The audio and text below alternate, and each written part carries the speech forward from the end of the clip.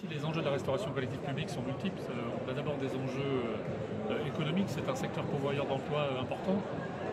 mais c'est aussi des enjeux écologiques, notamment avec le développement des circuits courts, mais aussi de l'économie locale, en faisant appel à des produits de proximité. Et puis c'est aussi un service social, donc avec l'accès au plus grand nombre, à des tarifs défiant souvent toute concurrence. Et puis ça valorise aussi l'image de la politique des élus dans une ville ou une collectivité, à travers un service de restauration de qualité. Alors, les éléments déclencheurs, là aussi, peuvent être multiples en fonction des problématiques qui sont rencontrées par les différentes collectivités. Très souvent, ce sont des problématiques économiques, notamment en termes de prix de revient,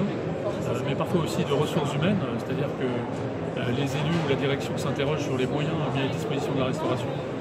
pour produire un certain nombre de repas, et ont parfois des inquiétudes, notamment par rapport au remplacement, beaucoup de turnover, pas mal d'arrêts maladie. Mais ça peut être aussi des problèmes structurels, c'est-à-dire que la cuisine n'est plus adaptée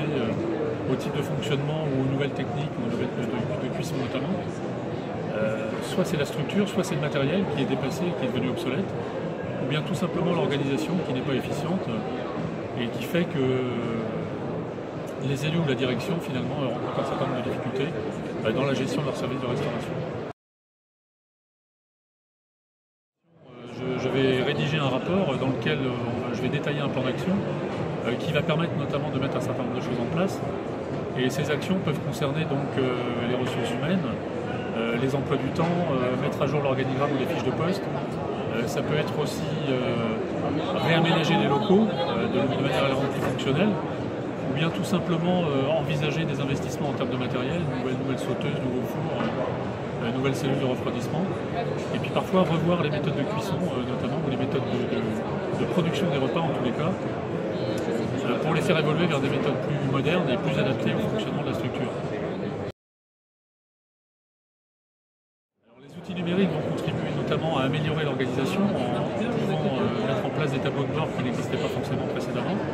Et ça va permettre d'agir notamment là aussi sur les commandes, sur la production, sur la gestion des coûts,